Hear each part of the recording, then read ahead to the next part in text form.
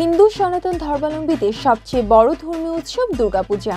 আশ্বিনের শুরু মানে আর দেরি নয় শারদীয় দুর্গাপূজার।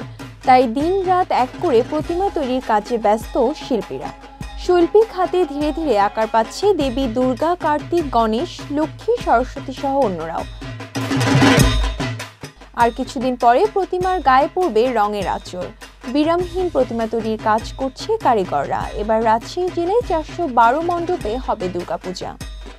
মন্দিরগুলোতে দেখা যায় প্রতিমা তৈরির কাজে ব্যস্ত কারিগররা বাঁশ, কাঠ আর কাদামাটি দিয়ে তৈরি করছে প্রতিমাগুলো।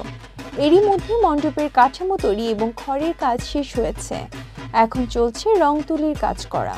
কারিগররা জানান, আগের তুলনায় এবছর কাজ কম থাকলেও কারিগররা শান্তিপূর্ণভাবে কাজ করছে এবং পরিস্থিতিও ভালো রয়েছে।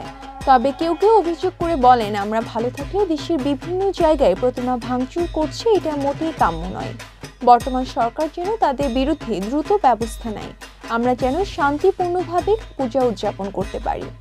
আগামী 9 অক্টোবর থেকে ব্যাপক উৎসাহ, উদ্দীপনা ও ধর্মীয় ভাবগম্ভীর্যের মধ্য দিয়ে ষষ্ঠী পূজার মাধ্যমে শুরু হবে শারদীয় দুর্গাপূজা। বিজয়া দশমী ও প্রতিমা বিসর্জনের মধ্য দিয়ে শেষ হবে এই উৎসব। সাম্প্রদায়িক সম্প্রীতির বাংলাদেশে ধর্ম যার যার উৎসব সবার, এই স্লোগানে প্রতি বছরের মতো এবারও শান্তিপূর্ণভাবে শেষ হবে শারদীয় দুর্গা উৎসব। এমনটাই আশ্বাস দেন রাজশাহীর ভারপ্রাপ্ত জেলা প্রশাসক সরকার অসীম কুমার।